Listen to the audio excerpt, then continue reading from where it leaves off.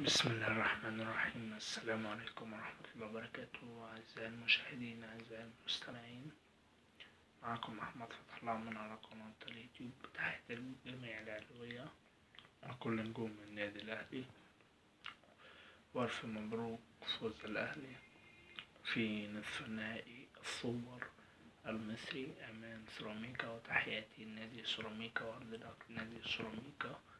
تحية لكل نجوم نادي سيراميكا، وأتمنى التوفيق للنادي الأهلي أمام فلوتشر غدا الخميس في 7 مساء باستاد الملك عبد الله بن زايد النهيان في دولة الإمارات الشقيقة. تحية لكل نجوم الأهلي وكل التوفيق، وألف مبروك الحصول على المركز الثالث في كأس العالم للأندية في السعودية على حساب أوراوا الياباني. وأتمنى كل الدعم وكل التوفيق للنادي الأهلي ورجالة الأهلي، والقادم أفضل إن شاء الله. وتحية لكل الأهلاوية وكل نجوم النادي الأهلي، وتحية لكل نجوم الكرة المصرية، وتحية للكابتن والأسرة كابتن محمود الخطيب والكابتن مرسي كورر وسامي منصور وميشيل يانكو وخالد بيبو وكل الجهاز الفني والإداري.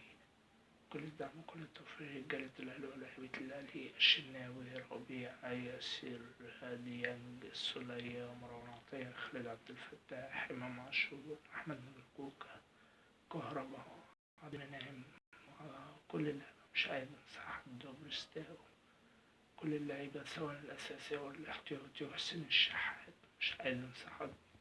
كل التوفيق غدا أمام نادي فلوتشر في نهائي كأس السوبر. أنا نفسي المباراة كانت تبقى بين الأهلي وبين الزمالك وليها طعم خاص، واحترامي لكل الفرق المشاركة، بس المباراة بتبقى بين الأهلي وبين الزمالك بيبقى ليها طعم خاص.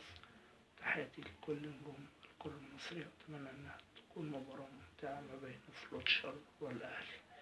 تحياتي لكل الأهلاوية. محمد فتح الله من على قناة اليوتيوب، واللهم انصر إخواننا في فلسطين وغزة. تحياتي.